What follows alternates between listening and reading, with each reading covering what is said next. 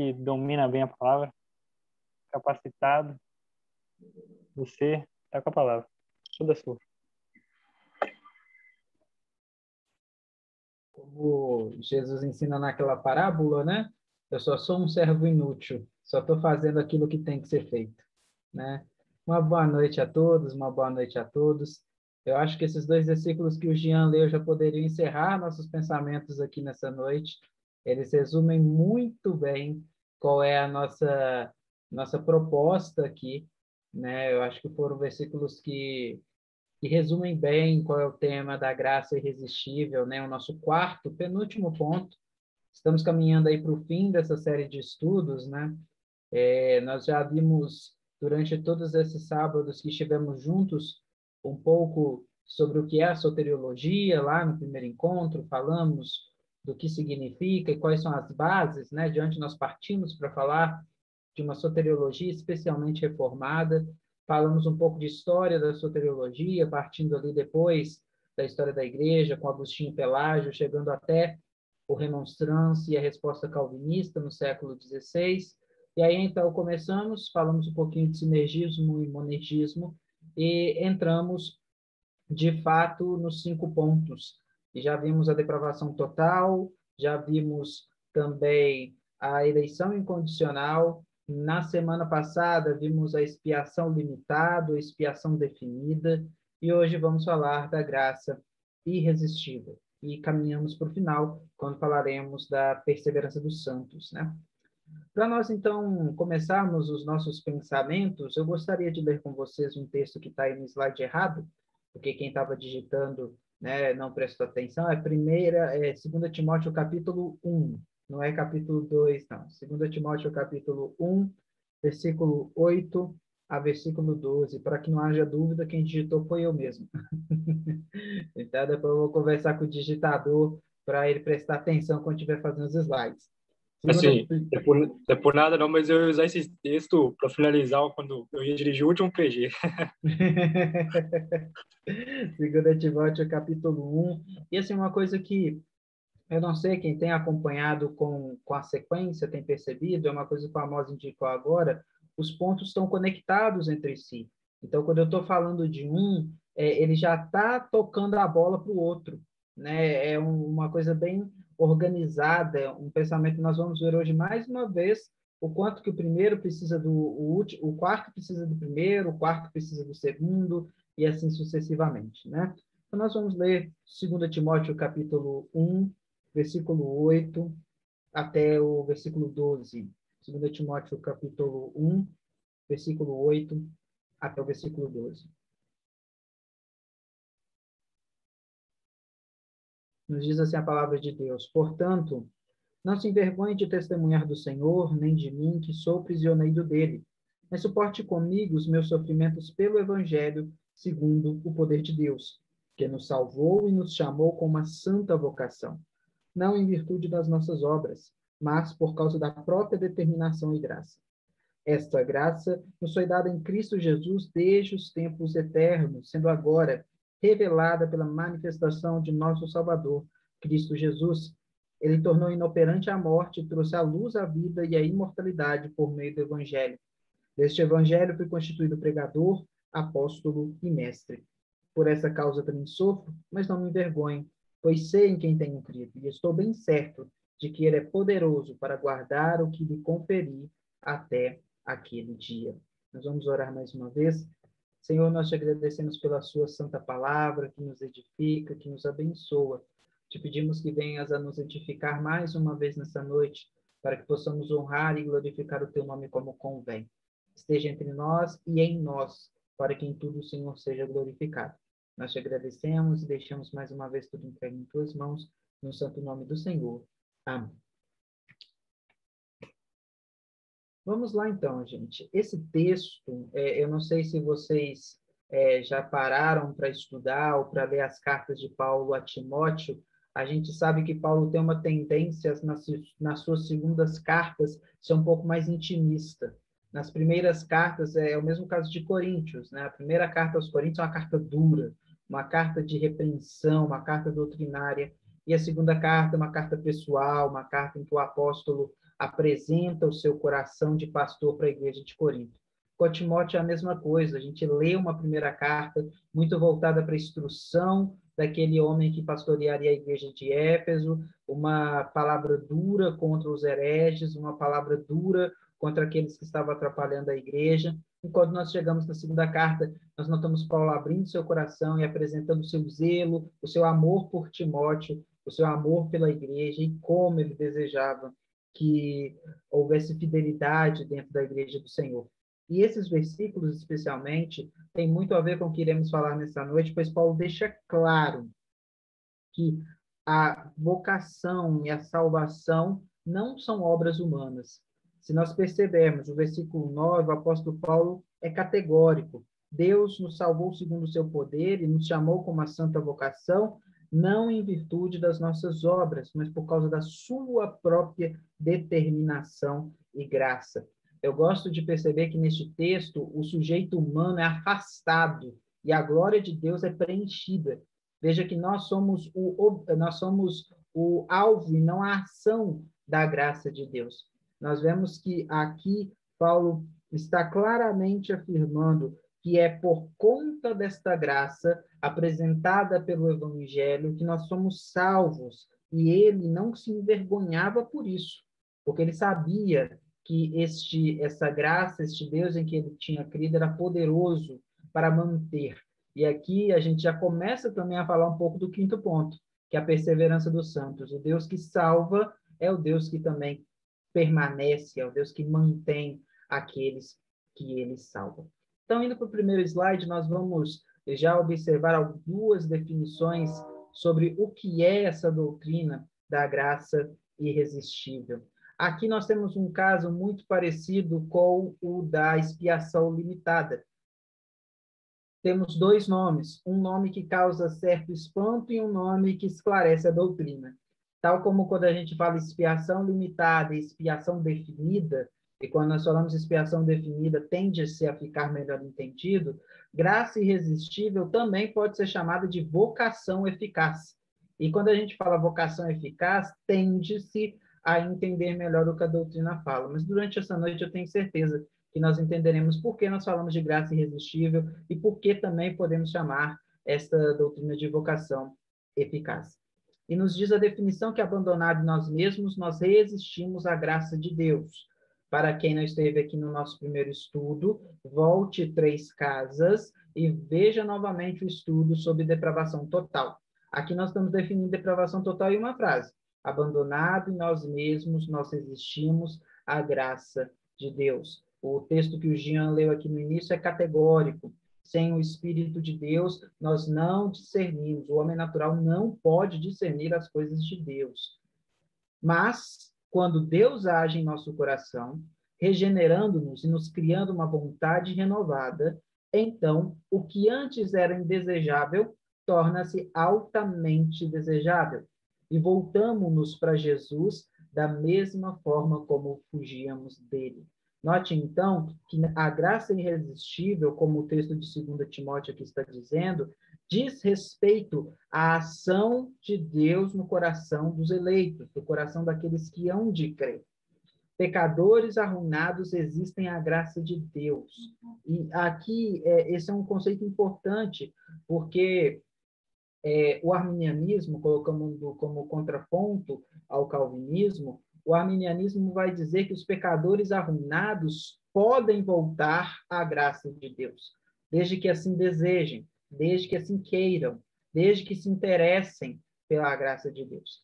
A teologia calvinista vai dizer que não, pecadores arruinados resistem à graça de Deus. Eles fogem, né? Pecadores arruinados seguem a tendência paterna e materna de Adão e Eva. Ao serem confrontados com Deus, fogem. Né? Lembrem-se que nós comentamos isso em Gênesis capítulo 3, lá na depravação total. Quando o homem se vê, quando a mulher se vê confrontado com Deus por conta do seu pecado, ele foge, pois há um testemunho interior que o acusa de culpa diante de Deus. Mas a sua graça regeneradora é efetiva. Ela supera o pecado e realiza os desígnios de Deus. Logo, quando nós estamos falando de graça irresistível, nós estamos falando que a graça supera o pecado de maneira eficaz. Tal como na semana passada nós dissemos que a cruz de Cristo não é uma possibilidade, é uma certeza de salvação, hoje nós estamos dizendo que a graça de Deus é uma certeza para aqueles que hão de se salvar, para aqueles que vão ser encontrados pela graça de Deus. E é por isso que eu estou dizendo para aqueles que vão se salvar, porque se você não esteve aqui, volte 2 casas e ouça o estudo sobre eleição incondicional, que já foi colocado lá no YouTube, salvo engano, onde nós falamos exatamente isso. O que significa dizermos quem são ou que Deus tem eleitos para a sua manifestação da graça. Uma outra definição nos ajuda a pensar quando diz: vocação eficaz é o ato de Deus Pai. Gente, eu espero que tenha ficado muito claro até aqui que o grande esforço dos reformadores é voltar para Deus a glória que lhe é devida. Notem que as duas definições deixam muito claro que a ação de salvar, a vocação para salvar, não parte do homem, ela parte de Deus. E aqui nós precisamos já fazer uma aplicação que todo o nosso movimento cristão precisa ser dessa forma. É por isso que um dos princípios da reforma, né, dos reformadores, era o sola deo glória, ou seja, apenas a glória de Deus. E o evangelho, a salvação de pecadores, é a mais sublime representação da glória de Deus. Um pecador salvo é a apresentação mais graciosa do que significa a glória de Deus. Então, vocação eficaz é um ato de Deus Pai falando por meio da proclamação humana do Evangelho. E aqui, antes de explicar qualquer coisa, eu já coloco claro que é uma falácia os que dizem que calvinistas não acreditam na pregação do Evangelho. Eu já ouvi isso de pessoas quando eu apresentava esse ponto, e diziam, então a gente não precisa pregar, não é mesmo? Porque se Deus, ele elege, se Deus, ele entrega Jesus para morrer pelos eleitos, se Deus vai salvá-los de qualquer forma, para que eu vou pregar? Né? Se Deus faz tudo, para que eu vou pregar? Notem que a definição da doutrina já coloca que a pregação humana do evangelho é fundamental para a salvação. Veja que o apóstolo Paulo diz aqui, novamente, voltando ao texto que lemos no início, em 2 Timóteo capítulo 1, que ele fala que, sendo agora, no versículo 10, revelada pela manifestação do nosso Salvador Jesus Cristo, ele diz que a graça foi nos dada em tempos eternos, ou seja, em um momento que nós não conseguimos definir, mas foi revelada pela manifestação de nosso Salvador, Cristo Jesus. Ele tornou inoperante a morte, trouxe à luz a vida e a imortalidade por meio do quê? Por meio do Evangelho. Então, se uma pessoa se diz calvinista, se uma pessoa se diz reformada, automaticamente ela se colocará no lugar de evangelista. Ela se colocará lá no lugar de missionário. Porque o meio salvífico, o meio de levar pessoas a Cristo é o evangelho. Vocação eficaz não diz respeito a pregar ou não pregar. Vocação eficaz diz respeito a como essa pregação alcança o coração de pecadores. Então, por favor, que fique claro desde já, calvinistas, independente de qual linha for, irão sempre responder que precisamos pregar o evangelho. Paulo dizia a Timóteo, prega a palavra, insta, a tempo e fora de tempo. O nosso Senhor Jesus, quando assunto aos céus, disse em Mateus 28, ide por todo o mundo e pregai o evangelho a toda criatura. A pregação do evangelho é o meio pelo qual, veja a continuação da definição, né, falando por meio da proclamação humana do evangelho, pelo qual ele convoca as pessoas para si mesmas, de tal modo que elas respondam com fé salvadora. Então, nós vamos ver aqui no slide específico que o evangelho é fundamental, o evangelho é base para a salvação de... O próximo slide, quando a gente fala de vocação eficaz, a primeira coisa que vale a pena a gente lembrar é que vocação eficaz ou graça irresistível é uma experiência que todos nós, como cristãos, temos e podemos contar. Raramente nós vamos encontrar crentes que acreditam a si mesmos o mérito de sua salvação. Independente de ser calvinista ou não, você conversa com uma pessoa que é irmão, você não vai notar ela colocando mérito nela. Você vai sempre notar que ela está falando que se ela é salva, é por conta do evangelho. é por conta da graça de Deus. Então, a graça irresistível é uma doutrina quase que da nossa experiência. A gente não nomeia ela, mas na nossa prática cotidiana, é daí que nós saímos, é daí que nós partimos para falar. Né? Quando alguém se orgulha de ter feito algo para ser salvo, logo não foi salvo pela graça. Né? Talvez a gente esteja conversando com um católico romano, talvez a gente esteja conversando com um espírita, que são, né, certas doutrinas que partem do princípio que os nossos méritos contam diante de Deus para a nossa salvação. Agora, se esta pessoa verdadeiramente é uma pessoa evangélica, usando o termo da maneira mais saudável possível, ou seja, aquela que vive do evangelho, ela dirá que todo o mérito de sua salvação está num lugar, em Cristo e apenas nele. Então, é uma experiência que nós temos cotidianamente, mas às vezes não nomeamos dessa forma, né? Às vezes a pessoa não chega, não, eu acredito que Deus irresistivelmente me atraiu por sua graça. Isso aí é gente igual eu que fala, né? Mas quando a gente conversa com a maioria dos irmãos, a gente nota eles dizendo, não, Jesus me chamou. Né? Nós temos um caso aqui na nossa igreja local de uma irmã, uma das primeiras irmãs que o Senhor trouxe à igreja, uma irmã que era envolvida com alcoolismo, assim, tinha uma vida de profunda escravidão pelo álcool, e um dia, na proclamação do Evangelho, nosso irmão Bair de Mello, que está com o Senhor atualmente, né, descansa nele, ele pregando o Evangelho, essa irmã ouviu o Evangelho e foi atraída por Cristo e para Cristo. E até hoje ela está na igreja conosco. E quando nós conversamos com ela, e quando nós pedimos para ela contar sobre a história da vida dela, ela fala, não, Jesus me chamou com sua graça e eu fui salva. Então, uma irmã simples, uma irmã que não tem profundo estudo teológico, mas que entende plenamente que se houve salvação na vida dela, foi porque Cristo a chamou e deu a ela a fé que poderia salvar. Então, é uma experiência cotidiana, é uma experiência que nós não nomeamos, mas com certeza, quando verdadeiramente cristãos compartilhamos, comungamos dela. Ela está diretamente relacionada ao primeiro ponto, como já dissemos aqui. Se estamos mortos em delitos e pecados, sendo incapazes de submetermos a Deus por causa da nossa natureza rebelde, nós jamais creremos em Cristo, se Deus não vencer a nossa rebelião. Vamos ler Romanos capítulo 8, que nos fala. Nós poderíamos ler diversos outros textos que dizem sobre isso. Efésios capítulo 2, que nós vamos ler daqui a pouco. Eu gostaria de ler Romanos capítulo 8, versículo 7 e versículo 8. Fala assim: a mentalidade da carne é inimiga de Deus, porque não se submete à lei de Deus, nem pode fazê-lo. Quem é dominado pela carne não pode agradar a Deus. Grife com a caneta vermelha o final do versículo 7. Nem pode fazê-lo.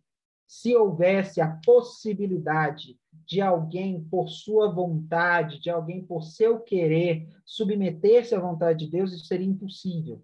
Porque a carne não entende, ela é morta. A carne aqui, nós sabemos que o grego usado é sarx, e sarx significa o quê? Pecado.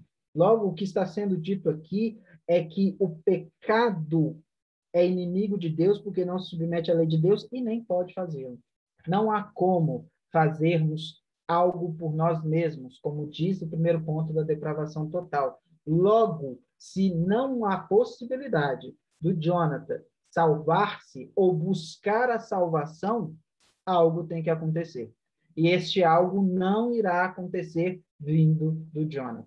Por isso que Efésios capítulo 2, jovens, é a chave que abre a soteriologia reformada. Efésios capítulo 2 é um capítulo que eu acho que é o mais importante para a soteriologia reformada.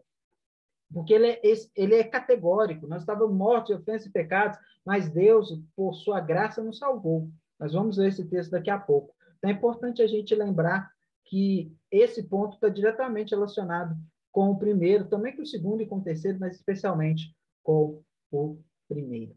E quando nós falamos de graça irresistível, nós falamos de vocação eficaz, nós estamos falando de chamado, nós estamos falando de proclamação. E quando nós olhamos para as Escrituras, nós vemos diversos tipos de chamado que Deus pode fazer. Alguns exemplos. O primeiro, nós encontramos Romanos capítulo 4, versículo 17. Romanos capítulo 4, versículo 17. Quando nós lemos o seguinte: como está escrito, aqui é Paulo falando de Abraão, né? Como está escrito, eu constituí pai de muitas nações. Ele é o nosso pai aos olhos de Deus em quem creu, o Deus que dá vida aos mortos e chama à existência coisas que não existem como se existissem. Hebreus capítulo 11, versículo 3, vai nessa mesma direção, quando diz, Hebreus capítulo 11, versículo 3. Pela fé, entendemos que o universo foi formado pela palavra de Deus, de modo que aquilo que se vê não foi feito do que é visível. Cremos que Deus, ao criar todo o universo, fez por o quê? Pela sua palavra. Ele chamou as coisas à existência. Ele disse, haja luz e houve luz. Ele disse, haja firmamento e houve firmamento. Ele disse, haja vida animal e houve vida animal. Então, há esse poder de Deus no seu chamado, que é um poder irresistível. Deus chama à existência as coisas que ainda não existem. Eu gosto muito desse versículo para falar da onipotência divina. Deus chama à existência, ele usa a palavra, o verbo de seu poder para criar todas as coisas. E as coisas criadas não se negam a existir. Não há possibilidade da luz virar para Deus e falar, não vou. Não quero existir. Né? Tá bom, gostei do seu chamado, gostei do seu tom de voz, achei bacana a sua pessoa, Deus, mas não vai acontecer. Não há essa possibilidade. Porque se Deus chamou a luz a existir, a luz existirá. Há um paralelo significativo a essa expressão do poder de Deus de chamar as coisas à existência, quando Jesus, em João capítulo 11, realiza o milagre de Lázaro. João capítulo 11, versículo 42.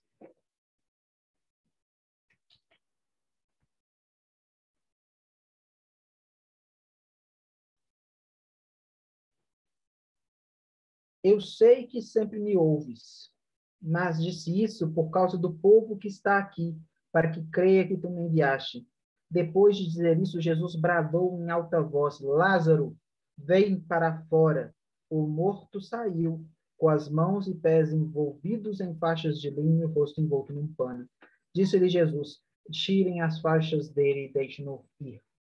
O Senhor Jesus, tal como Deus, pois é Deus e é homem, mas como Deus, ele chama e é impossível que Lázaro não volte à vida. É impossível. E a gente sabe, eu já falei isso aqui uma vez e vou repetir, que os milagres de Jesus têm uma realidade imediata, que é o que nós lemos. De fato, cremos que Jesus ressuscitou Lázaro de 3 dias de morto, mas há uma realidade indicativa da obra de salvação. E nós sabemos que aqui há também um discurso de que quando Cristo chama um pecador morto à vida, ele sai. Ele sai do pecado e nasce de novo em nova vida. Pensando nisso, se há o chamado onipotente de Deus às coisas que não existem, se há o chamado onipotente de Cristo da morte para a vida, podemos dizer que há um chamado eficaz na vida de cada crente que existe hoje. Como lemos em Efésios capítulo 1, versículo 12 a versículo 14. Efésios capítulo 1, versículo 12 a versículo 14. A fim de que nós, os que primeiro esperamos em Cristo, sejamos para o louvor da sua glória. Quando vocês ouviram e creram na palavra da verdade, o evangelho que os salvou, vocês foram selados em Cristo com o Espírito Santo da promessa, que é a garantia da nossa herança até a redenção, daqueles que pertencem a Deus, para louvor da sua glória. Note que quando nós ouvimos e cremos, nós fomos selados, porque fomos chamados pelo Evangelho. E este chamado é um chamado garantido, é um chamado que tem em si a garantia de ouvirmos a voz de Deus. E é por isso, então, que quando nós estamos falando vocação eficaz, quando nós estamos falando da graça irresistível, nós estamos falando de soberania. Mais uma vez, lembrem-se que este foi um tema que eu apontei para vocês lá no início, quando eu falei que soberania seria um aspecto importantíssimo para os nossos estudos aqui.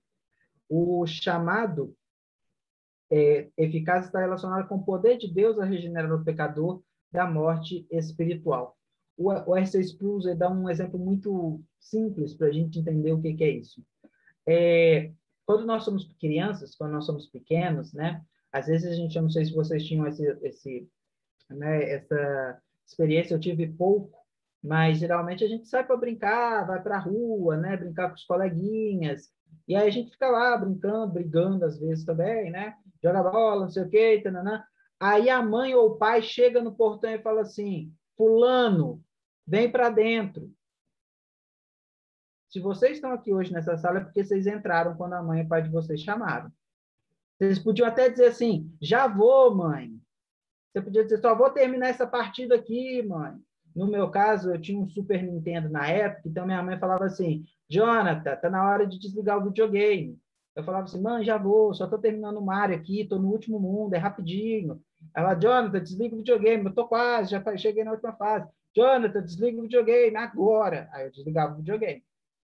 Quando nós estamos falando de vocação eficaz, jovens, quando nós estamos falando do que significa essa graça irresistível, nós não estamos falando, mais uma vez repito, de que alguém vai ser puxado à força de uma maneira contrária à sua expressão individual. O que nós estamos dizendo aqui é que, tal como crianças que fomos, a nossa entrada era irresistível. A fala de nossos pais era irresistível. Nós ouvíamos e não tínhamos em nossa mente a possibilidade de dizer: não vou entrar, porque eu não quero. Não vou entrar, não. Né? Minha mãe falava assim para eu desligar o videogame, eu falava: vou desligar não, mãe. Vou ficar jogando até quando eu quiser. Não acontecia, não acontecia. Né? Porque das duas, uma, ou eu sofria castigos de ficar sem o videogame por um tempo, ou eu sofria outro tipo de punição. Mas, ao final, o videogame ficaria desligado e o Jonathan não jogaria. Logo, quando nós estamos falando de vocação eficaz, nós estamos falando, e voltando ao ponto que nós falamos, né, há 2 semanas atrás, sobre a eleição incondicional, que pode demorar uma vida inteira. Pode demorar, não vou falar milhares, ninguém vive milhares. Pode demorar centenas de anos. Mas se Deus elegeu alguém em Cristo para a salvação, esta pessoa há de ser salva. Ela há de ser salva. Ela pode resistir todos os dias de sua vida. Ela vai ser salva, porque não depende dela ser salva, mas depende da vontade de Deus que ela seja salva. Logo, jovens, quando nós estamos falando de graça irresistível, quando nós estamos falando de vocação eficaz, nós estamos falando da garantia de um evangelizador. Nós estamos falando que qualquer um que evangeliza pode pregar com tranquilidade, porque Deus há de realizar uma obra no coração daqueles que ele assim desejam. Logo, eu posso pregar o evangelho para qualquer um. Eu posso pregar o evangelho no ponto de ônibus, eu posso pregar o evangelho na cadeia, eu posso pregar o evangelho para um serial killer, eu posso pregar o evangelho para uma pessoa religiosa, porque não sou eu e nem a minha didática, não é a minha força, não é a minha vontade, e muito menos a vontade de quem está ouvindo, que vai levá-lo para Deus, mas é Deus quem vai buscá-lo. Mais uma vez citando a parábola do filho pródigo. O filho pródigo se levantou, o filho pródigo reconheceu que estava errado, mas quem o recebe é o pai. É o pai que vai ao filho e o abraça, como ouvimos aqui num dos cânticos dessa noite quando cantamos. É o pai que vai ao filho e dá sandálias novas, dá um anel novo, faz uma festa. É o pai quem vai. Ele não espera o filho chegar. Ele toma a iniciativa de receber. E é isso que vocação eficaz significa. Significa que Deus, quando ele vai agir no coração de um pecador, se for assim a sua vontade, ele o fará de maneira definitiva.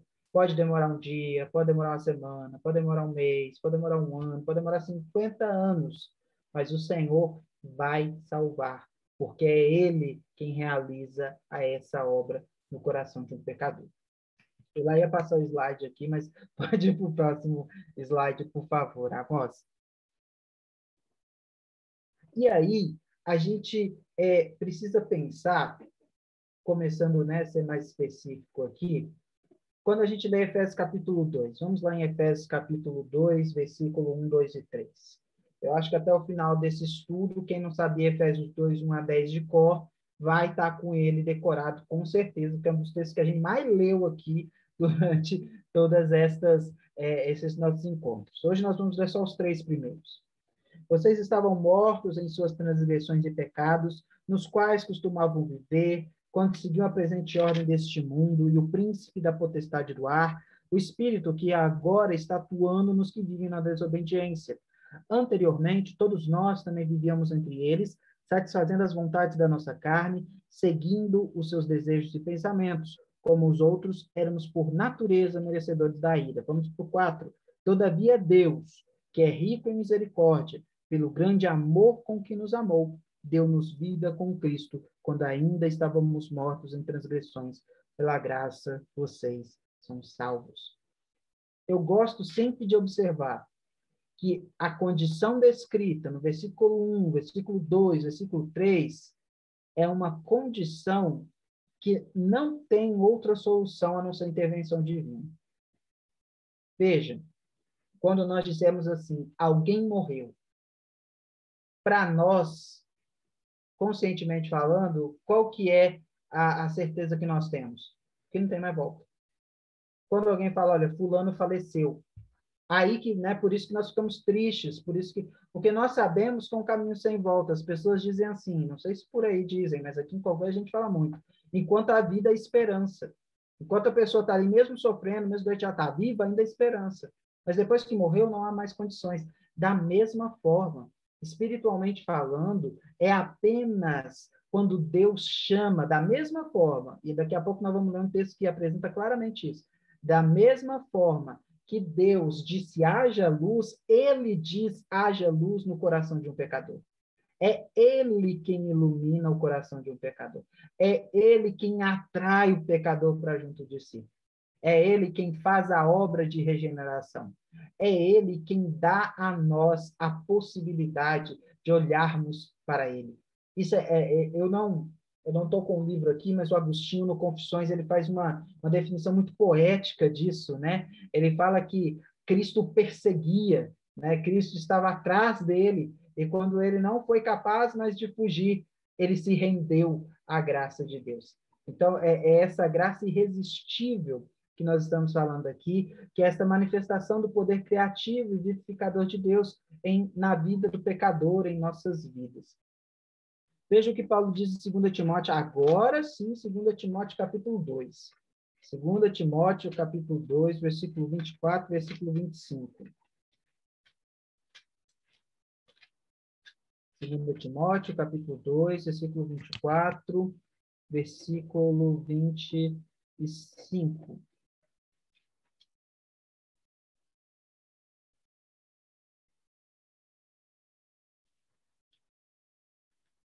2 Timóteo 2, 24, 25.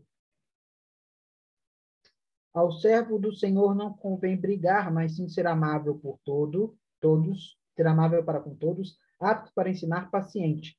Deve corrigir com mansidão os que se lhe opõem, na esperança de que Deus lhes conceda o arrependimento, levando-o ao conhecimento da verdade. Quem nesse texto aqui é quem concede arrependimento e dá conhecimento da verdade? É o homem que chega perto de Deus e fala, Senhor, eu quero me arrepender? Não, é Deus quem dá o arrependimento. Veja que, nesse texto aqui especificamente, Paulo está falando com Timóteo assim, Timóteo, exorta com mansidão mesmo aqueles que são ignorantes. Exorta com mansidão mesmo aqueles que são rebeldes, esperando em Deus que ele dê para essas pessoas o arrependimento.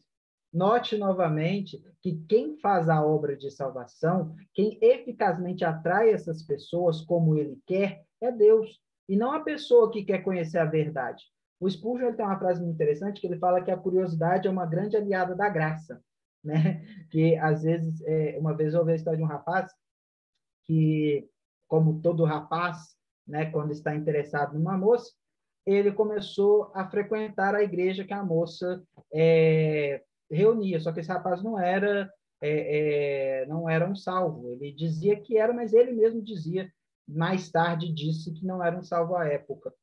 E foi por causa dessa moça, e por ele ir lá todo domingo, e ouvir o pastor pregando, e conviver, ao longo do tempo, chegou um momento que ele desistiu da moça e aceitou Cristo, né? Ou foi aceito, como a vocação eficaz poderia nos ajudar a dizer melhor, né? E foi aceito por Cristo.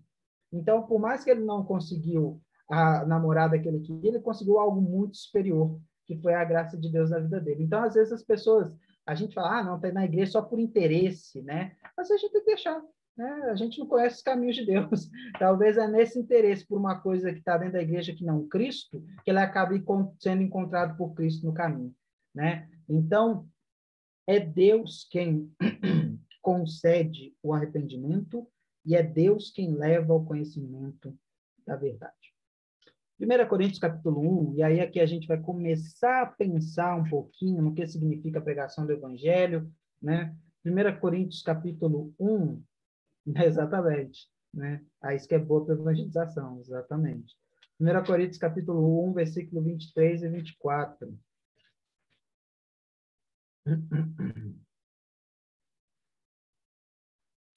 Perdão, Jonathan, qual a citação?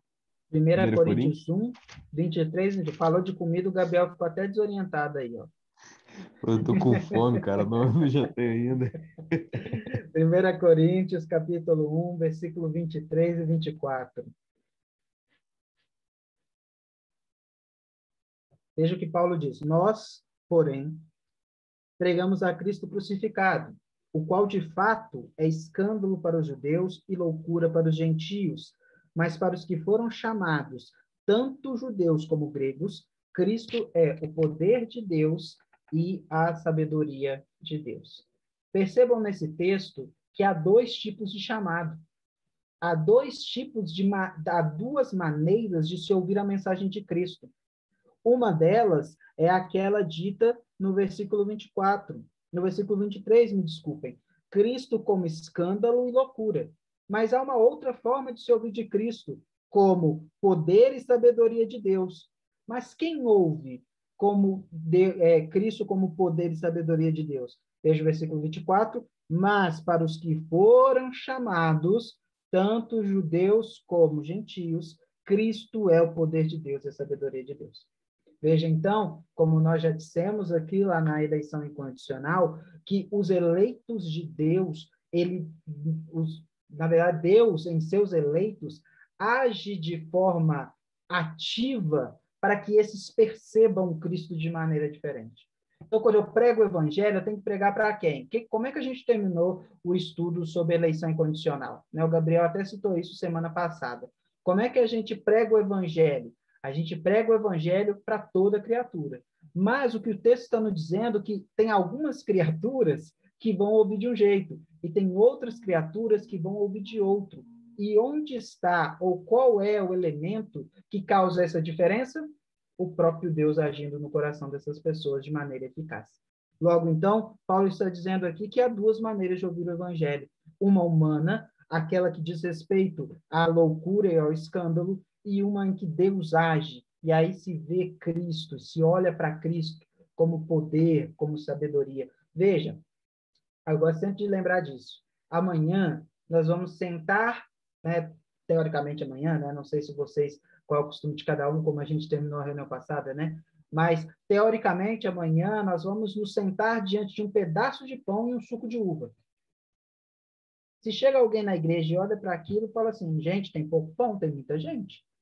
Né? O lanche não vai dar. E o que que a gente olha? Quando a gente olha para o pão e olha para o cálice, o que que a gente fala? A gente fala que ali está apresentado para nós o maior poder e a maior sabedoria, que é a cruz de Cristo por nós. Logo, então, o que me leva a perceber Cristo como poder? O que me leva a perceber Cristo como sabedoria? O chamado eficaz de Deus em nossos corações. E é por isso que quando lemos 2 Coríntios capítulo 4, que está ligado ao primeiro ponto que nós falamos aqui, 2 Coríntios capítulo 4, versículo 4 a 6, Veja como Paulo apresenta a situação daqueles que são sem Cristo. 2 Coríntios capítulo 4, versículo 4 ao versículo 6. O Deus desta era cegou o entendimento dos descrentes para que não vejam a luz do evangelho da glória de Cristo, que é a imagem de Deus. Mas não pregamos a nós mesmos, mas a Jesus Cristo Senhor, e a nós como escravos de vocês, por causa de Jesus. Pois Deus que disse, das trevas resplandeça a luz, ele mesmo brilhou em nossos corações para a iluminação do conhecimento da glória de Deus na face de Cristo. O poeta muito bem acertou quando escreveu a canção Eu era pobre, cego, perdido, sem Deus, sem Jesus, quando ele estendeu a sua mão para mim. Enquanto nós estamos em nossa própria força, em nosso próprio exercício de entender a Cristo, nós estamos tateando no escuro. E veja, Paulo fala que este mesmo Deus que disse das trevas resplandeça a luz, Paulo aqui está tendo a liberdade de traduzir Gênesis 1, versículo 3, conforme ele consegue fazer. Ele não diz, né? Ele disse Deus haja luz e houve luz, mas ele está traduzindo Gênesis 1 e 3. É esse mesmo poder, é essa mesma onipotência que no nosso coração nos permite ver o Evangelho. Percebam aqui que ele não está dizendo que está todo mundo iluminado olhando para o mesmo Evangelho. Ele está dizendo que todos são cegos, e a não ser que nas trevas resplandeça a luz, nós somos capazes de olhar para a glória de Cristo. E essa luz que brilha é Deus quem a faz por nós. Não é nós que acendemos o interruptor. É Ele quem age em nossos corações. Por isso que, quando nós falamos de novo nascimento, João capítulo 1, versículo 12 e 13, vocês sabem esse versículo de cor, eu tenho certeza, né? Mas a todos quanto receberam, deu-lhes o poder de serem chamados filhos de Deus, a saber os que creram no seu nome. E aí no versículo 13 completa, aqueles que não nasceram não da vontade de Deus, não da vontade da carne, da vontade do sangue, nem da vontade do homem, mas sim da vontade de Deus. Logo, podemos dizer que o novo nascimento não é uma obra humana. Ninguém pode querer ser salvo nesse sentido, né? Porque, como dissemos no primeiro ponto, todos nós fugimos de Deus. Mas quando ele age em nós, nós reconhecemos que não há outra maneira de ser salvo, a não ser salvo por ele. Indo para o próximo slide, por favor, Amós.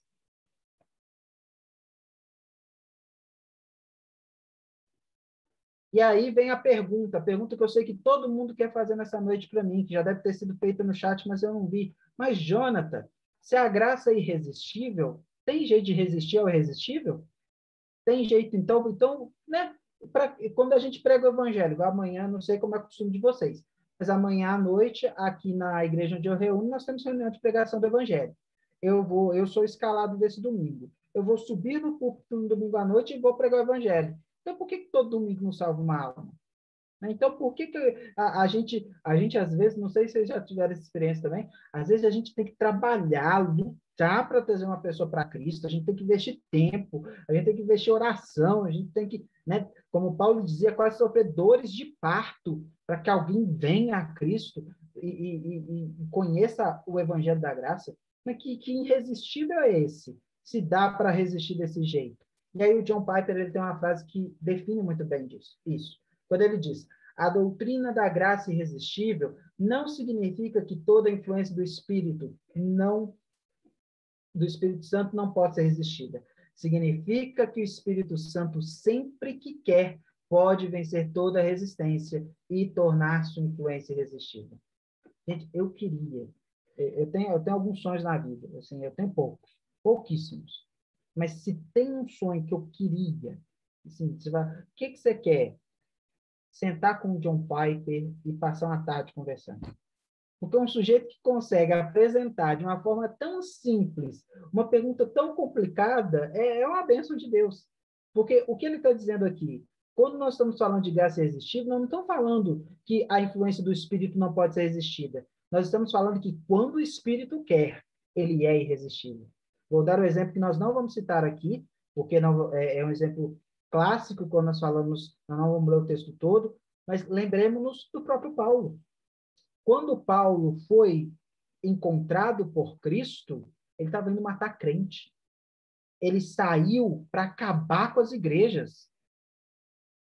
Ele saiu para destruir. Eu não sei, quando Lucas escreve, eu acho que Lucas e Paulo eram amigos, então Lucas tinha uma liberdade. Porque o jeito que Lucas descreve Paulo antes da salvação, ele está descrevendo uma besta, sei lá, um leão, uma onça, um animal carnívoro morrendo de fome, vontade de estraçalhar carne. Era esse o Saulo, né? Eu fico imaginando Paulo pegando o manuscrito de Atos, né? E lendo e olhando para Lucas e falando assim, mas é isso aqui mesmo? Você está querendo dizer isso mesmo? Está querendo falar que eu era como uma besta feroz que destruía tudo? E eu imagino Lucas meneando a cabeça assim, exatamente, Paulo, exatamente. Era desse jeito. E é esse homem que respira ameaças contra a igreja que no meio do caminho é derrubado do cavalo. Paulo não estava procurando Jesus, não. Paulo estava perseguindo Jesus.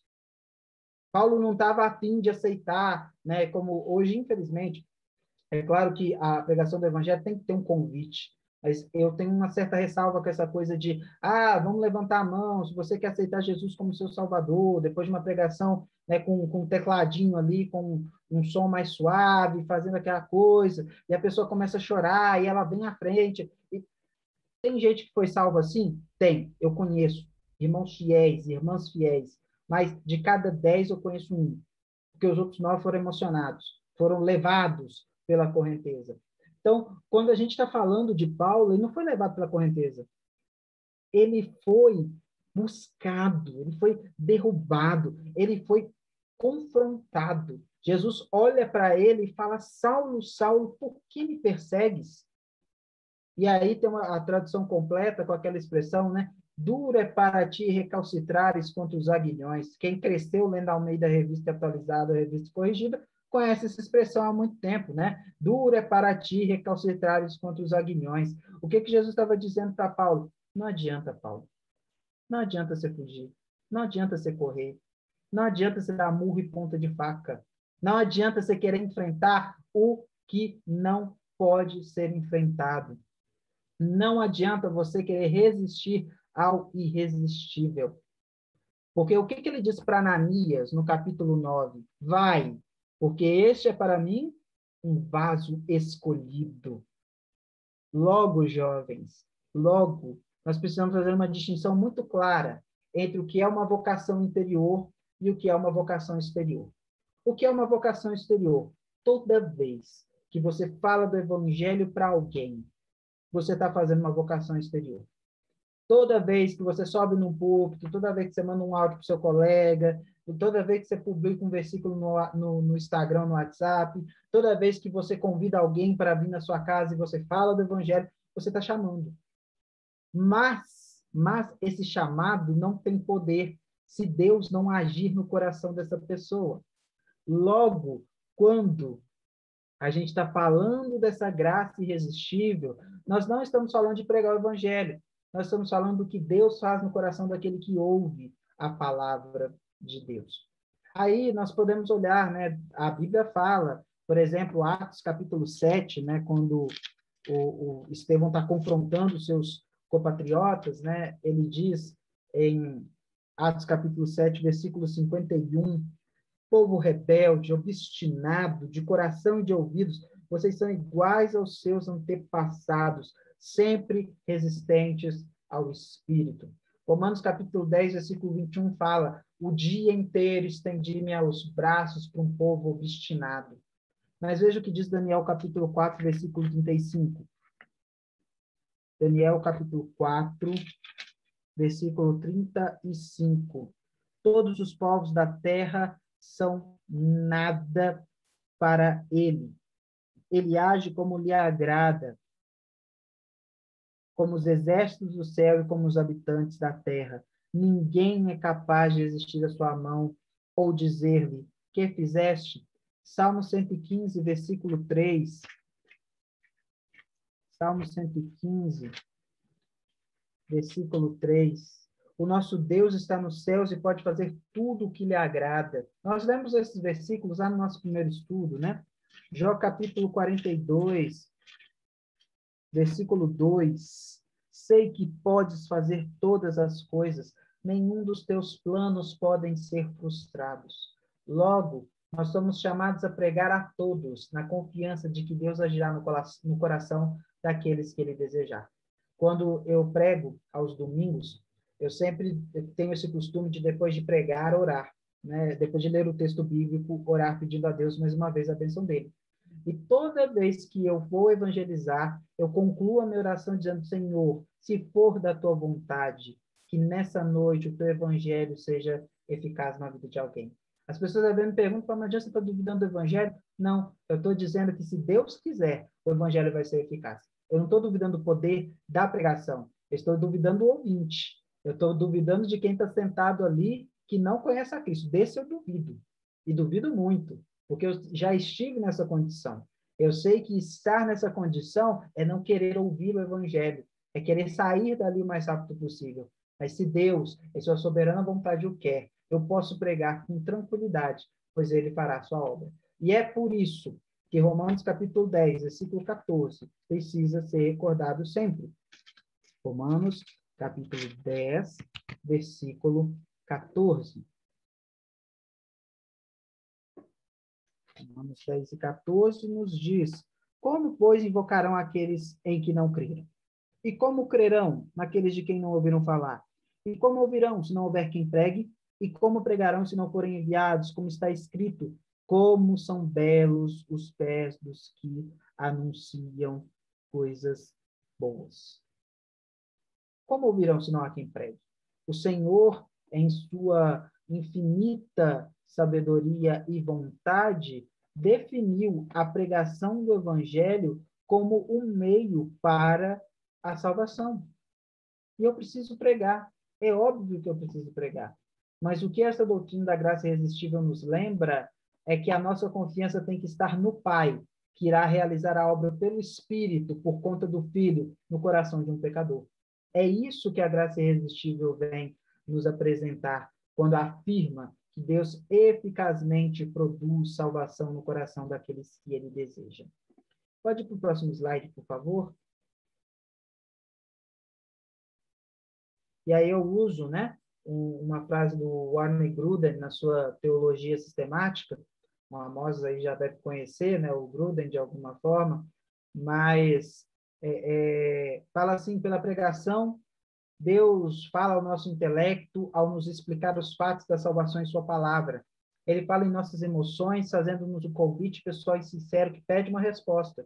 Ele fala à nossa vontade por pedir-nos para ouvir o seu convite e responder a ele deliberadamente em arrependimento e fé, para que decidamos abandonar nossos pecados e receber Cristo como Salvador, descansando nosso coração nele para a salvação. Note que o que o Gruden está falando é que Deus age no nosso intelecto, Deus age na nossa emoção, Deus age na nossa vontade para que a gente creia. E também, quando eu estou pregando, uma outra coisa que eu gosto sempre de lembrar é que evangelismo é conflito. Toda vez que eu prego o evangelho para alguém, estou colocando ele numa situação complicada. Porque ele está ouvindo uma verdade que o incomoda. Ele está ouvindo uma verdade que o tira do lugar. E nós sabemos que esse é o evangelho. O evangelho ele causa esse caos inicial, né? Para que haja vida. Ele é justamente onde somos depravados. Exatamente. Próximo slide, por favor. E aí, vamos lá em Romanos 8:30, que é outro versículo que vocês já devem ter cansado de ouvir eu lendo ele aqui. Romanos capítulo 8, versículo 30.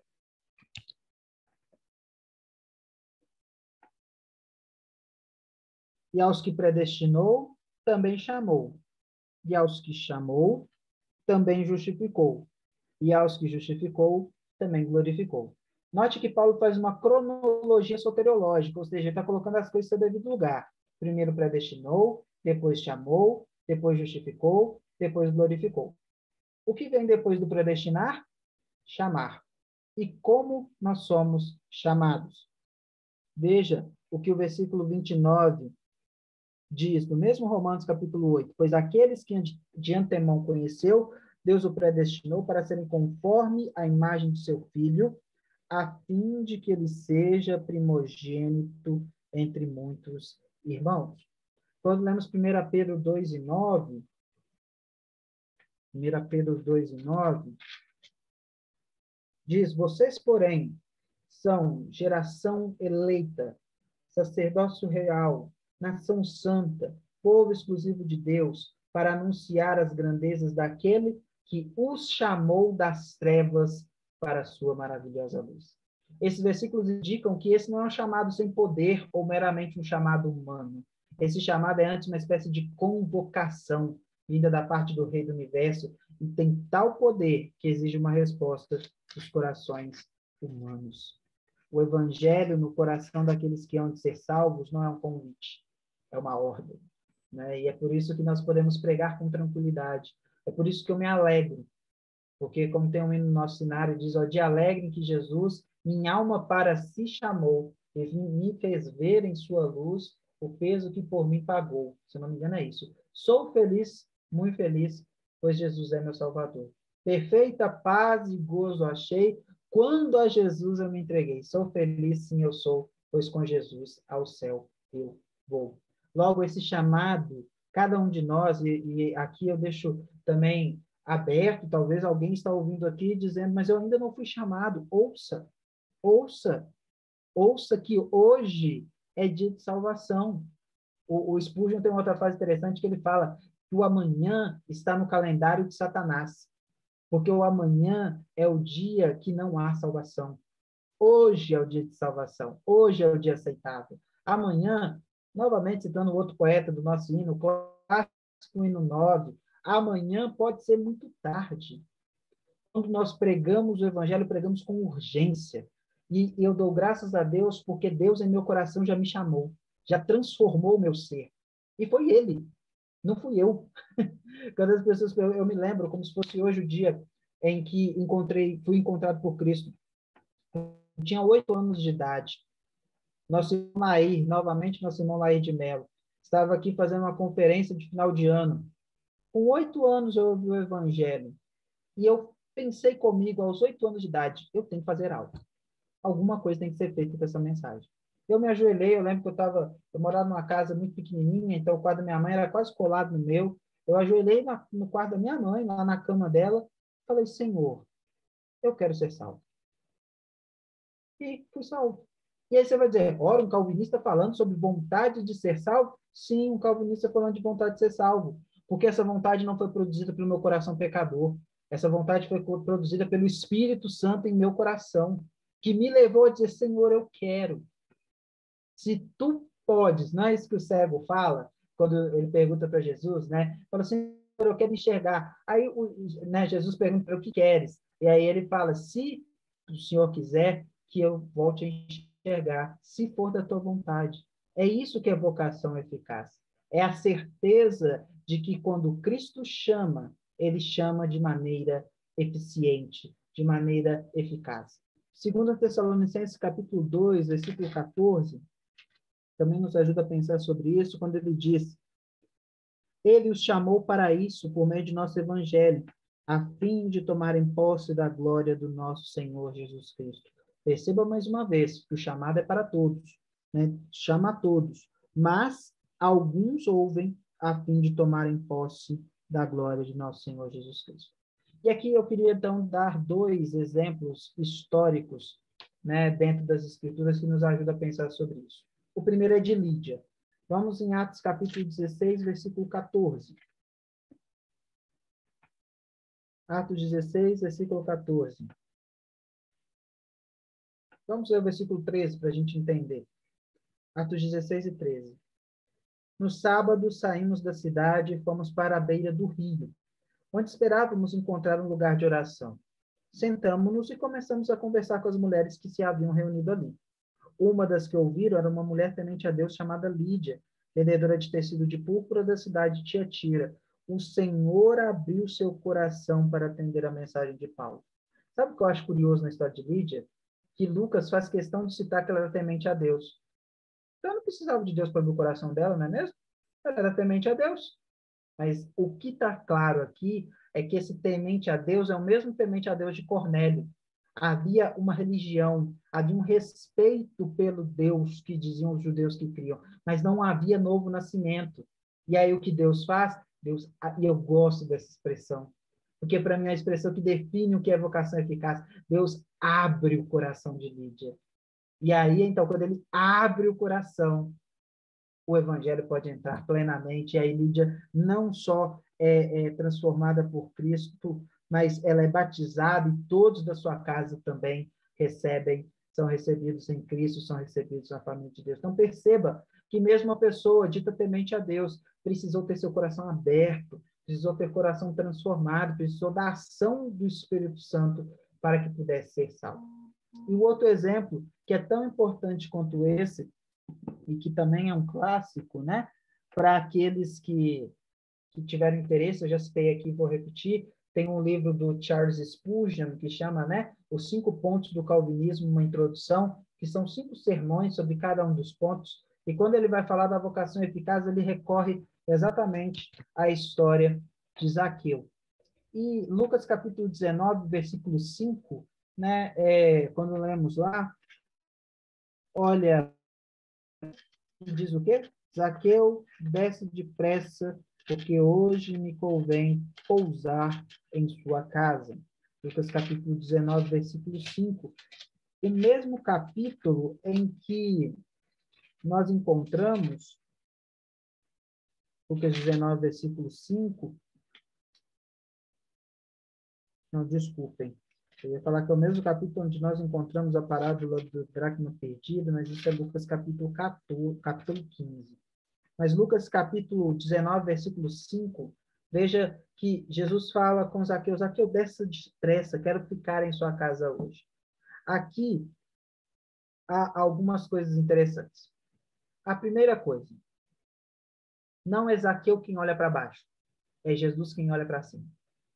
Note que provavelmente Zaqueu era pequeno, o texto nos diz, né? Então ele teve que subir numa árvore, ele subiu correndo para poder ver Jesus passar, né? E aí Zaqueu chega em cima da árvore e provavelmente ele não toma nenhuma atitude. Ele fica quietinho para ver Jesus. E aí, então, Jesus olha para cima. É por isso que o entra na minha casa, entra na minha vida, mexe com as estruturas, sara todas as feridas, tem um erro teológico básico. Não foi Zaqueu que convidou Jesus para entrar para casa. Foi Jesus que se convidou para ir para a casa de Zaqueu. Esse é o erro básico da música inteira, né? Porque Zaqueu subiu na esperança de ver Jesus, e ao final foi Jesus quem olhou para Zaqueu. E o Spurgeon ele faz um comentário sobre isso que eu gostaria de lê-lo com vocês. Ele diz assim: mas vou dizer-lhes que houve uma condescendência maior do que esta, quando Cristo olhou para cima para ver Zaqueu. Deus olhar para baixo sobre as suas criaturas é misericórdia, mas Cristo se humilhar a modo de olhar para cima para uma das suas próprias criaturas, isso é misericórdia de fato. Então, quando nós estamos falando de graça eficaz, nós estamos lembrando que é Cristo quem olha para nós. Não somos nós que dirigimos nosso olhar para Ele, é Ele quem olha para nós e nos chama pelo nome. Veja que Ele olha para aquele homem e diz Zaqueu. Ele não fala uma coisa geral ou não fala uma coisa de grupo, não, ele fala Zaqueu. O chamado do evangelho é um chamado individual, tem nome, endereço e CPF. Zaqueu desce depressa. E aí é uma outra coisa interessante aqui, quando Jesus fala com Zaqueu, desce depressa, a urgência no evangelho. Uma outra coisa interessante, porque hoje, ou seja, no agora, me convém pousar. Quero, a NVI traduz, quero ficar na sua casa. Jesus não falou assim, eu quero ver sua casa, eu quero visitar, eu quero ficar, eu quero entrar, eu quero pousar, eu quero descansar na sua casa. Quando a gente fala de chamada eficaz, quando a gente fala de vocação eficaz, de graça irresistível, a gente está falando disso. A gente está falando não de uma visita, mas de uma permanência. A gente está falando não de uma possibilidade, mas de uma certeza de que Cristo olhou para nós e falou, Jonathan, hoje me convém pousar na sua casa. E veja, não há porta que segura Jesus. Zaqueu não faz outra coisa. Ele desce correndo. Ele recebe Jesus e nunca mais é o mesmo. Pois o texto nos deixa claro que Zaqueu, de pronto, reconhece ser um ladrão. Ele fala, olha, todo mundo que eu roubei, eu vou pagar quatro vezes mais. Provavelmente foi o dia que Zaqueu quebrou. Provavelmente foi o dia que Zaqueu perdeu o emprego. Mas ele ficou pobre no mundo e ficou rico no céu. Tudo isso por quê? Porque Zaqueu queria? Não, porque Jesus olhou para ele. Você pode me dizer, não, mas Zaqueu teve que subir na árvore. Sim, ele subiu na árvore. E se Jesus não tivesse olhado para ele? Nada teria mudado a história de Zaqueu. Zaqueu teria visto Jesus passar, e aí beleza, esse é Jesus, né? O mestre desceu, ia continuar sendo publicano, ia continuar sendo ladrão, ia continuar sendo pecador. Mas quando Jesus olha para ele, a vida dele é transformada. Isso é vocação eficaz. Quando Jesus olha para ele, tudo se transforma. Quando Jesus olha para nós, tudo se transforma. Indo para o próximo slide, por favor. Jonathan, Tá com eco aí, Amos.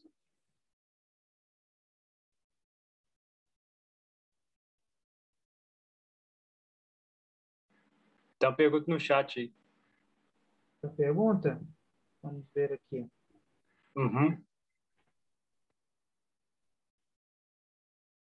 Não, irmão, aquele verso que fala sobre basta um olhar e sereis salvos.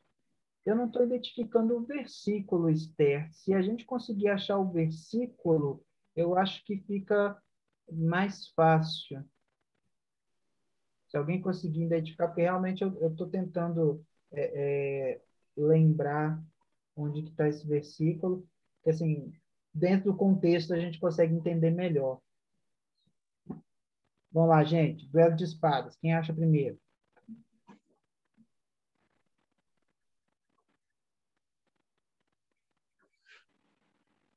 Basta um olhar, sereis salvos.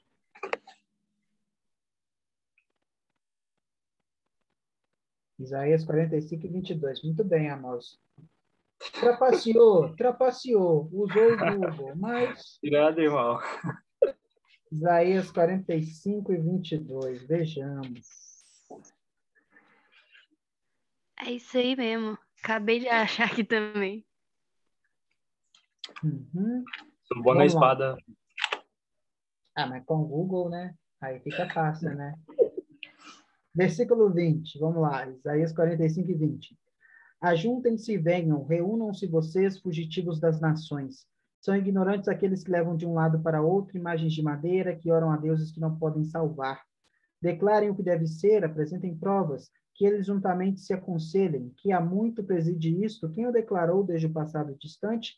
Não fui eu o Senhor, e não há outro Deus além de mim, um Deus justo e salvador, não há outro além de mim.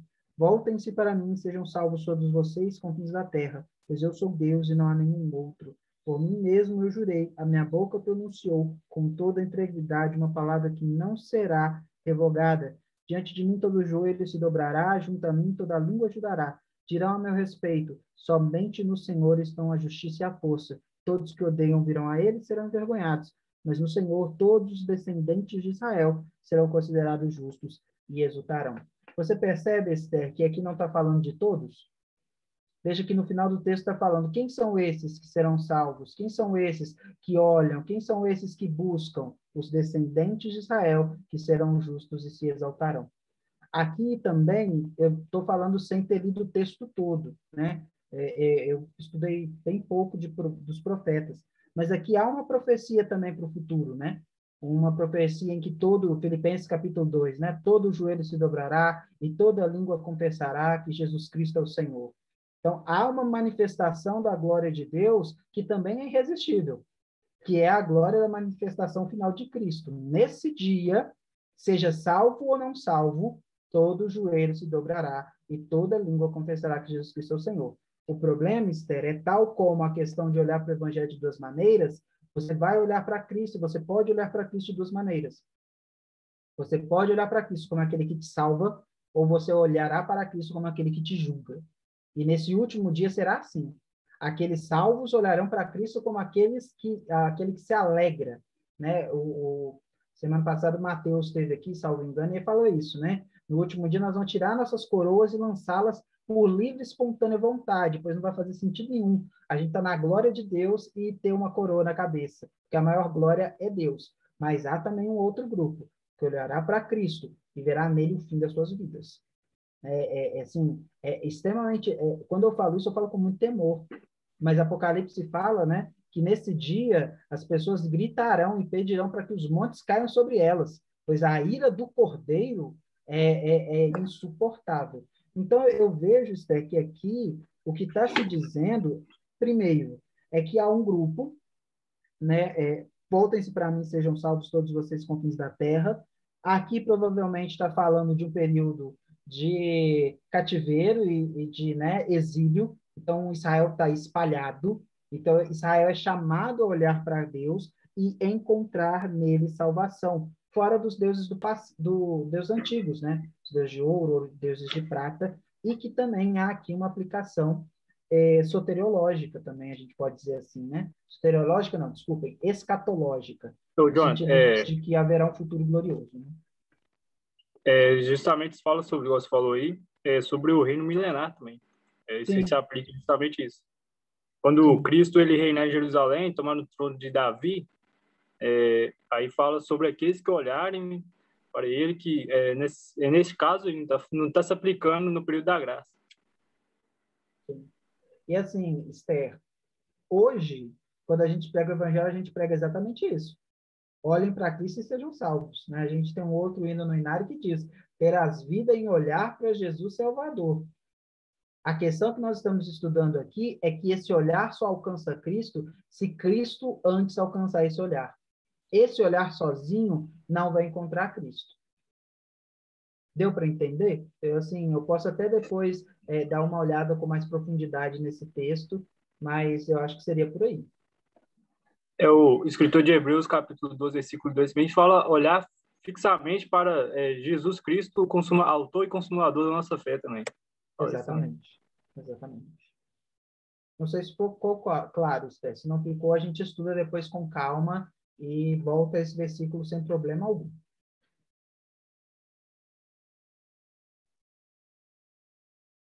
Sim, eu diria que nem depende do olhar, depende de Deus.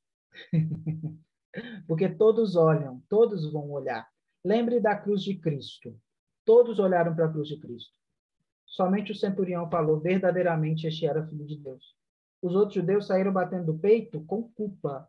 Não arrependidos dos seus pecados, mas com culpa porque mataram o inocente. Mas não, a gente não nota eles se arrependendo. Agora, quanto centurião? Um romano, novamente, né? Até você comentou isso uma vez, né, Esther? Que a manifestação da graça entre os gentios. Novamente, um centurião que diz, verdadeiramente este era filho de Deus. Então, o evangelho tem que ser pregado a todos, né? A gente tem que pregar a todos, mas a consciência que temos é que apenas aqueles em que Deus age, logo, meu ministério só tem sentido porque Deus age, não porque eu sou bom, eu prego bem, porque eu estudei muito. Não, depende de Deus, né? Lembre-se que a gente lê esse versículo aqui. Se alguém se orgulha, se alguém tem que se gloriar, glorie-se em Cristo. Mas é um versículo bacana, Esther. Ele não estava no meu radar, não. Eu vou estudar ele com mais cuidado também. E aí eu deixo a parte escatológica com a Amós, que escatologia é um negócio que eu quero aprender mais do que ensinar. Para a gente ir fechando, gente, eu queria aproveitar a oportunidade, já que a gente está falando de vocação eficaz, nós estamos falando desse evangelho verdadeiro, né, que é pregado e que traz salvação ao coração daqueles que Deus deseja. A gente precisa ter muito, muito, muito cuidado com o que a gente prega. Porque hoje é tanta bizarrice, é tanta heresia que a gente escuta falando que é evangelho, que a gente precisa ficar muito, muito, muito, muito, muito vigilante, né? Infelizmente, ou eu não diria infelizmente, porque isso é uma tendência histórica, né? Nós vimos isso desde o início, o evangelho sempre é deturpado, sempre é invertido, sempre é manchado de alguma forma. E aí nós precisamos lembrar o que é evangelho. Primeiro, o evangelho tem 3 fatos básicos. Romanos 3:23. Todos pecaram e carecem da glória de Deus. Romanos 6:23. Porque o salário do pecado é a morte, mas o dom gratuito de Deus é a vida eterna em Cristo Jesus. Romanos 5:8. Esse eu não vou saber de cor, esse eu vou ter que colar. Romanos capítulo 5, versículo 8. Acho que é sendo justificados gratuitamente pela graça que há em Cristo Jesus. Eu acho que é, vamos conferir. Romanos 5:8. Não, errei. Mas Deus mostra o seu amor para conosco em que Cristo morreu por nós quando ainda éramos pecadores. Jovens, isso é evangelho. Todos pecaram e destituídos estão da glória de Deus. O salário do pecado é a morte. E Cristo morreu pelos nossos pecados. quando ainda éramos pecadores. Mais uma vez, a gente não fez nada, a gente não foi a Cristo pedindo perdão, ele morreu por nós antes mesmo de existirmos, para que a glória não seja nossa, mas que a glória seja única e exclusivamente de Deus. Então, assim, esse evangelho coach que a gente tem assistido hoje, que quer fazer todo mundo ficar, que bonitinho, né? Todo mundo ficar alegre, coração amaciado, porque é o centro da vontade de Deus, que não sei. Esse tipo de evangelho não é bíblico. Não é bíblico. E aí você vai me dizer, então você está falando que o evangelho tem que ser duro? Não, o evangelho tem que ser o evangelho. O evangelho verdadeiro é mais doce do que o mel. A gente que experimenta o evangelho verdadeiro não precisa desses mel de açúcar que oferecem por aí, não. Eu me lembro uma vez que eu fui visitar uns irmãos que moram na região rural, e aí lá tinha mel, né? E aí um dos irmãos falou, come um pouquinho desse mel. Eu falei, não gosto muito de mel, não sou... Falei, não, mas come desse mel aqui, não é o mel que você comeu, não, come desse aqui. Quando eu comia, eu estava comendo uma outra coisa. O que eu comia, o que eu como aqui na minha casa é açúcar cristalizado derretido, isso não é mel. O que eu comi lá era mel. Da mesma forma, quem experimenta o evangelho verdadeiro entende claramente qual é o verdadeiro sabor e o que é cópia, o que é imitação, o que é heresia, o que é coisa barata. Né? E o evangelho verdadeiro começa lembrando que estamos mortos em ofensas e pecados. Ele começa assim. Ele começa lembrando a nossa situação. Para fazer o quê? Para chegar em Mateus capítulo 11, versículo 28. Vinde a mim, todos vós que estáis cansados e oprimidos, e eu vos aliviarei. Tomai sobre vós o meu jugo, e aprendei de mim, que sou manso e humilde de coração, e encontrareis descanso para a vossa alma, porque o meu jugo é suave e o meu fardo é leve. Veja, eu gosto de lembrar que evangelho também é convite. Jesus diz assim, Jonathan, venha a mim. Amós, venha a mim. Esther, venha a mim. Jean, venha a mim. É específico. E a gente, quando está pregando, a gente precisa fazer isso. A gente precisa olhar para a pessoa que está ali sentada e falar, meu amigo, esse evangelho está sendo oferecido a você. A você que está ouvindo essa noite. Esse evangelho da graça, esse evangelho do poder de Deus, esse evangelho do amor, esse evangelho que não leva em conta os nossos pecados, mas sim a graça de Deus. E aí, então, qual é a consequência de uma pregação como essa? Veja, Atos capítulo 3, versículo 19.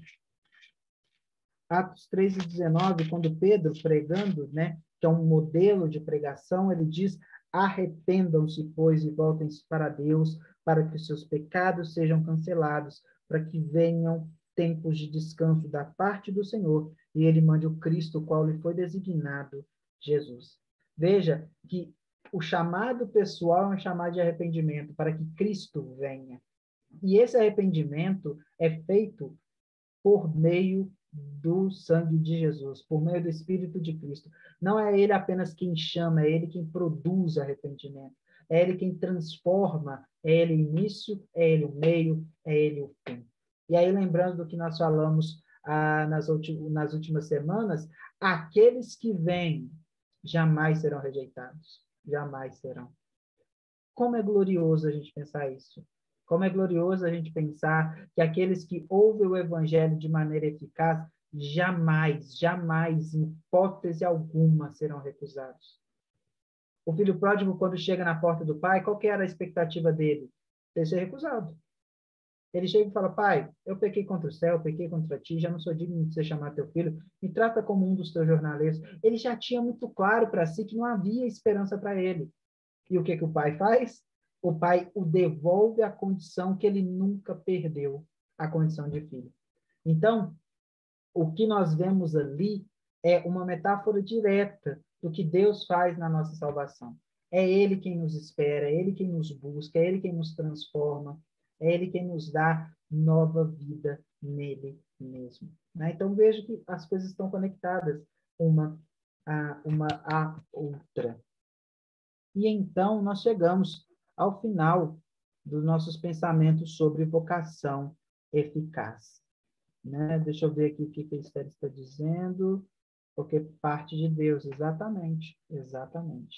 E aí, então, nós nos preparamos, jovens, para nos despedirmos dos 5 pontos. Nós estamos nos preparando para ir para o final desse, né? que eu considero a coroa dos 5, né?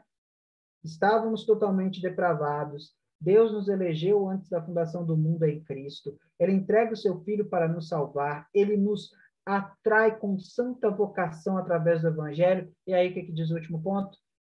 Diz que aqueles que foram atraídos, transformados, aqueles que foram escolhidos, serão verdadeiramente salvos. Já estão e serão verdadeiramente salvos. É o que nós falaremos no último ponto, que é a perseverança dos santos, né? Na semana que vem, quem vai falar com vocês aí no início vai ser o Amós, né? Semana que vem, como eu comentei com ele, eu tenho uma reunião muito importante aqui na igreja local, que eu não posso me ausentei nos últimos 2 meses, e dessa vez eu preciso estar presente. Mas aí, tenho certeza que o Amós vai ter plena competência de fazer isso, que eu só vou chegar aqui, né? Ele vai arrumar um meio de campo, eu só vou chegar para colocar a bola para dentro, né? Então, ele vai deixar tudo pronto, eu vou chegar e terminar. E que Deus nos abençoe, nos leve a glorificá-lo, a honrá-lo e a bendizê-lo, por nos chamar com tão santa e irresistível vocação, de uma maneira tão eficiente, de que garantir, se alguém está aqui essa noite e ainda não conhece a Cristo, se você vier a Ele, você não será recusado. Se o seu coração sente o Evangelho nessa noite, venha a Cristo enquanto é tempo. Que Deus nos abençoe. Amém. A palavra está com o Jean. Amém. Achei muito bacana como você trouxe novas visões, né, digamos assim, das histórias, né? De que às vezes eu tô lendo ali, para mim, tá de um jeito, mas o jeito que você trouxe, né, é uma forma de, por exemplo, principalmente Zaqueu, né? Realmente essa música do Regis Danese, né? De Realiza os meus sonhos e tal, entra na minha casa, né? Realmente eu ouvi muito falar que tal, ela tem erro teológico e tal, mas eu não entendia. E eu deixei pra lá, né? Falei, tá, já que tem erro teológico, então é melhor nem ouvir, nem, sei lá, nem cantar, vamos evitar. Mas eu não procurei saber entender. Então, tipo, você acabou de trazer para mim o ponto do porquê. Hoje foi me esclarecido. E também essa história de Zaqueu eu achei muito, muito interessante. Realmente é Jesus quem olha para Zaqueu. E mesmo se Zaqueu estivesse observando Jesus, não interessava, porque o que interessa é agir de Deus, né? O nosso agir é mínimo. E, bom, agora quem tem desejo de fazer comentário, de falar, principalmente o Amós, certeza que ele vai falar, né? Principalmente sobre o texto que você usou em 2 Timóteo. Ele comentou comigo que ele queria falar um texto lá no último dia, mas do estudo, mas você já falou, então agora vai ficar triste. Eu tenho que procurar outra palavra. Mas quem quiser fazer comentário, sinta à vontade. Pergunta também, né? Claro. Uma coisa que eu queria perguntar pro Jonathan é que cada um dos 5 pontos tem uma letra inicial neles. Por exemplo, depravação total é T, depois vem a letra U, se eu não me engano, né? Que é... Deixa eu pegar a cola aqui, que é melhor. Que é eleição incondicional, depois vem o L de expiação limitada e agora, né, o I da graça irresistível e, por fim, perseverança dos santos, que é a letra P. Em grego ou em alguma outra língua, forma alguma palavra ou é só porque são as iniciais Não, das é palavras? porque o tulipe, ele é em inglês, né? Então, o I é de Irresistible Grace, né? Então, o I é de graça irresistível mesmo. Ainda que, como eu disse, né? Alguns, para manter a estética, para não perder a flor, né? Para não perder a tulipa, deixam aí Irresistible Grace, e graça irresistível. Mas eu prefiro falar vocação eficaz. Eu acho que faz mais jus à doutrina do que vocação irresistível, que foi a primeira nomenclatura, né? Que colocaram aí calvinista gosta de agarrar nas coisas, nunca vi um povo mais agarrado que calvinista. Ah, tem a flor, tá bonita, tulipe, pipipi, popopó. Aí mantiveram o graça irresistível aí, que é o Irresistible Grace.